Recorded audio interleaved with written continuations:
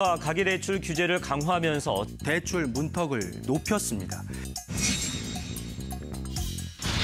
작년 하반기 가계대출 규제가 강화되면서 대출에 대한 어려움을 겪은 분들이 많은데요. 하지만 이제 한결 마음 놓을 수 있습니다. 대출 총량 규제 한도가 새로 설정돼 가계대출이 완화됐기 때문인데요. 대출 완화 소식에 금리에 대한 관심도 덩달아 커지고 있습니다.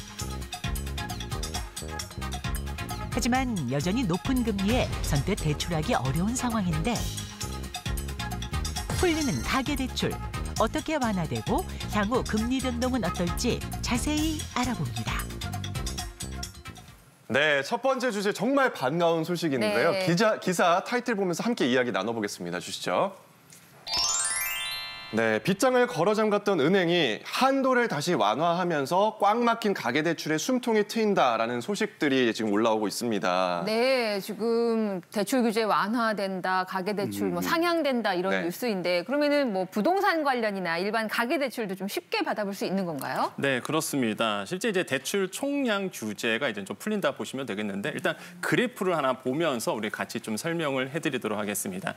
작년도에 이제 대출 추이인데요. 보시면 8월달 대출이 크게 늘었죠. 네. 그러다가 9월부터 줄기 시작합니다. 왜 그러냐면 9월부터 스트레스 DSR 2단계가 적용이 됐었어요. 한마디로 대출 규제가 된다라고 이제는 공표를 한 상태였고. 그러니까 뭐 스트레스 줬죠 그때. 맞아요. 네. 스트레스 많이 받으셨죠. 그래서 사실상 이제는 또 은행들마다 대출 규제가 들어갔었습니다. 그러다 보니까 선제적으로 규제 들어가기 전에 대출 받아야 되겠다 하신 분들이 많아졌어요. 그래서 8월 달에 대출이 크게 늘어났습니다. 네. 그러다가 실제 이제 9월부터 대출 규제 들어오면서 줄기 시작했죠. 그런데 이제는 희소식이 있죠. 그럼 올해부터 어떻게 될까라고 네. 본다 그러면 대출 규제가 좀 풀리게 됩니다. 그런 이유가 첫 번째로 총량 규제가 풀려요. 한마디로 은행들마다 대출해 줄 수 있는 총량이 있거든요. 작년에는 이걸 묶어줬습니다. 상반기에 많이 해줬거든요. 근데 다시 올해 1월 1일부터 다시 세잖아요. 그러면 이제는 다시 한번 처음부터 시작해요. 그렇기 때문에 총량이 이제 규제가 풀리면서 다시 대출이 이제 나오기 시작한다라고 보시면 되겠고요. 두 번째 이유는요. 사실 지금 소비가 굉장히 위축되고 있잖아요. 경제가 굉장히 위축됐습니다. 대출 조금 풀어서 시중에 돈이 돌게끔 그래서 통화량을 풀기 시작하거든요. 그렇기 때문에 올해 새해부터는 대출이 좀 풀릴 수 있다라고 좀 말씀을 드리겠고요. 하지만 다주택자분들은 여전히 대출 규제가 이루어질 수 있습니다. 왜 그러냐면 다주택자분들은 실수요자가 아니라 이거는 투자 수요다라고 이제 인식을 하고 있기 때문에 이제 대출 규제는 다주택자 중심으로 계속 있을 수 있다라고 말씀을 드립니다. 네. 저는 사실 대출을 한 번도 받아본 적이 없거든요. 근데 이제 아이가 커가면서 이제 좀 대출을 좀 받아볼까라는 관심이 생기는데 이게 주택담보대출 말고 일반 신용 그 대출도 포함이 되는 건지 궁금해요. 네, 그러니까 대출을 크게 두 가지로 보잖아요. 일반 신용 대출이 있고 얘기했듯이 주택담보대출이 있는데 이 두 가지 숨통이 트인다고 보면 되나요? 네, 맞습니다. 이 5대 시중은행의 대출 완화 어떻게 되는지 보기 위해서 제가 표를 하나 준비를 했는데요. 먼저 우리 허민 씨가 굉장히 눈을 크게 뜨고 찾아 헤맸던 신용대출 같은 경우에는 올 1월 2일부터 이 연소득 100% 제한의 한도가 풀리고요. 그리고 비대면 판매도 시작을 했습니다. 그래요? 네, 그리고 표를 보시면은 우리 은행의 공통적인 상품 단어가 들어가 있다라는 걸 확인하실 수 있는데요. 바로 주담대 한도 2억 원이라는 단어입니다. 이 가장 눈에 띄는 변화라고 정리를 한다면 우리 생활 안정 자금을 목적으로 하는 주담대 한도를 크게 늘려줬다라고 할 수가 있겠습니다. 기존에는 대부분의 은행들의 한도가 1억 원이었어요. 그런데 이제는 2억 원으로 늘어난 거고요. 그리고 K은행과 S은행 같은 경우에는 그냥 한도를 늘려주는 것에서 그치지 않고 아예 한도를 없애겠다라고까지 공표를 한 상황입니다. 예.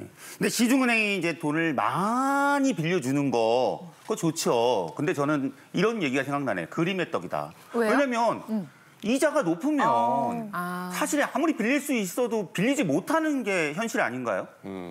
그렇죠. 그래서 금리 좀 내리면 좋은데 금리 결정은 은행의 전지적인 은행의 시점입니다. 근데 우리가 보면 경기가 어렵다 보니까 금리가 좀 기준금리가 내려갔잖아요. 근데 대출금리는 안 내려요. 왜냐하면 이 중간에 가상금리라는 게 있기 때문에 가상금리가 안 내려간 거거든요. 하지만 요즘에 좀 분위기 보면 대출금리에서 이 가상금리를 좀 줄이면서 또 규제가 완화되다 보니까 대출을 확대를 하는 그런 분위기에서 대출도 상품이다 보니까 은행권에서 대출에 대한 경쟁이 좀 붙기 시작합니다. 그러니까 이제 우대금리도 좀 생기면서 대출금리도 낮아지고 있고 또 최근의 뉴스인데요. 중도 상환 수수료가 없어졌습니다. 이런 뉴스들을 잘 보셔서 규제가 완화된 만큼 대출을 갈아타는 거. 대출은 두 가지가 있겠죠. 주택담보대출이 있고 신용대출이 있으니까 이 두 가지를 대환대출, 그래서 갈아타기 제도를 통해서 중도 상환해 보시는 것도 좋은 전략이 될 것 같습니다. 네, 알겠습니다. 줄이면 줄일수록 좋은 게 있잖아요. 네. 뭐가 있게요? 허리둘레? 허리둘레도 네. 있고. 몸무게. 몸무게. 뭐 여러 가지가 있겠죠. 특히 이제 이자도 그렇고 주름도 그런데 우리가 이자를 좀 줄이면서 근심 걱정과 함께 주름살도 줄일 수 있는 여러 가지 꿀팁을 준비했잖아요. 맞습니다. 그냥 가만히 앉아만 있어도 줄줄 새 나가는 게 대출 이자거든요. 대출 이자 줄이는 방법. 첫 번째 방법 소개합니다. 주세요. 자, 상환 방식 꼼꼼히 살피기. 아까 살짝 힌트가 나오긴 했는데 상환 방식 어떻게 살피는 게 좋을까요? 네, 우리가 대출을 받을 때는 상환 방식을 크게 두 가지로 나눌 수가 있습니다. 대출할 때 상환 방식 골라보세요라고 은행원이 얘기하셨던 거 기억나시는 분들 많으실 것 같습니다. 네. 원금 균등 분할 상환과 원리금 균등 분할 상환 이렇게 크게 두 가지로 나눠지는데 원금 균등 분할 상환 같은 경우에는 이미 단어에 힌트가 다 들어 있습니다. 원금을 균등, 즉 매달 동일하게 나눈 다음에 그 금액에 이자를 얹어서 상환을 하는 방식이라고 보시면 되고요. 원리금 균등 분할 상환 역시 단어에 힌트가 들어있죠. 원리금, 즉 원금과 이자의 합산을 매달 균등하게, 매달 동일하게 갚아나간다라는 뜻입니다. 예를 한번 들어보도록 하겠습니다. 네. 가령 제가 2억 원을 6%의 금리로 20년 만기로 대출을 받는다, 주택담보대출을 받는다라고 가정을 해보면요. 원금 균등 분할 상환 같은 경우에는 이자가 1억 2,050만 원 정도 나오는데요. 원리금 균등 상환 같은 경우에는 1억 4,388만 6,908원이라고 나옵니다. 오, 그러니까 원금 균등 상환 방식이 이자가 훨씬 더 저렴하네요, 지금 보니까. 네, 맞습니다. 이 원금 균등 분할 상환이요. 이자가 비교적 저렴한 편입니다. 물론 단점은 있죠. 매달 동일한 금액을 상환할 수가 없다 보니까 좀 헷갈릴 수가 있어요. 하지만 내가 이자에 주목을 하겠다라고 하신다면 원금 균등 분할 상환 선택하시는 게 좋겠고요. 반면에 예를 들어서 난 직장인이라서 매달 동일한 급여를 받고 있어라고 한다면 원리금, 즉 매달 갚아나가는 금액을 동일하게 해서 갚아나가는 걸 원하실 수 있겠죠. 이 경우에는 원리금 균등 분할 상환 선택하시면 되겠습니다. 네. 자, 대출 이자 줄이기 꿀팁 첫 번째 알아봤고요. 두 번째 내용 보겠습니다. 주세요. 신용도를 끌어올려라입니다. 신용도하고 이자는 서로 반비례하는 거겠네요. 맞습니다. 정확하게 말씀하셨는데요. 사실 내가 예를 들어서 신용도가 높다라고 본다 그러면 은행 입장에서는 리스크가 작아지겠죠. 이자가 낮아집니다. 그런데 반대로 난 신용도가 너무 안 좋은 거예요. 그러면 은행 입장에서 보면 저 사람 못 갚을 가능성이 있다. 그래서 리스크가 높아지죠. 처음부터 이자를 많이 받게 됩니다. 그래서 이제 신용도와 금리는 이제 반비례한다 보시면 되겠는데요. 우리 차트 하나 보겠습니다. 신용 등급에 따라서 이자가 달라지는데 뭐 과거에는 신용 등급으로 했었고요. 지금 신용 평점 이렇게 보고 있는데요.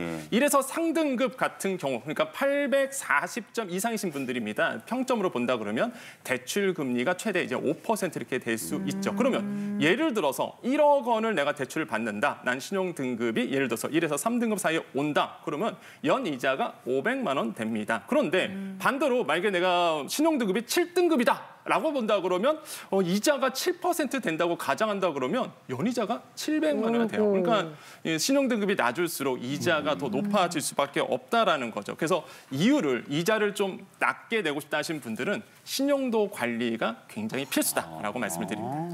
그 관리를 하고 싶은데 신용도를 좀 좋게 유지하고 높이기 위해서 어떤 방법이 있을까요? 꿀팁 4가지를 좀 알려드리겠습니다. 4가지나 돼요? 네, 4가지를 좀 기억하시면 되겠는데요. 첫 번째는요, 당연한 얘기입니다. 연체가 없으셔야 돼요. 근데 그 연체는요, 뭐 예를 들어서 대출 연체도 있겠지만은 카드값, 세금 다 포함해서 연체가 없어야 된다라고 말씀을 드리겠고요. 그다음에 신용카드를 사용하는 것이 좋습니다. 그러니까 어떤 분들은 아유 신용카드 없는 게 좋지 않나요? 하시는데요. 네. 신용카드가 있다는 얘기 그리고 연체가 없다는 얘기는 내가 신용도 관리를 잘 하고 있다는 반증이겠죠. 그렇기 때문에 신용카드를 사용하는 것이 오히려 신용 점수를 지키는 데 도움이 되겠고요. 또한 오래된 카드를 계속 쓰시는 것도 좋습니다. 이용 한도 실적이 있잖아요. 네. 이용 한도 내에서 꾸준히 써왔고 그다음에 이용 실적이 있다 보니까 저 사람은 잘 쓰고 있구나. 신용도 잘 지키면서 오래 쓰고 있구나. 긍정적으로 평가를 받을 수 있고요. 마지막으로 현금 서비스 사용하지 않는 것이 좋습니다. 이거는 왜 어떻게 해석하냐면 저 사람이 현금이 없구나. 그래서 카드 서비스를 받는구나. 이렇게 인식을 하거든요. 그렇기 때문에 카드, 현금 서비스는 웬만하면 지양하시는 것이 신용도를 지키는 데 굉장히 도움이 되겠다라고 말씀을 드립니다.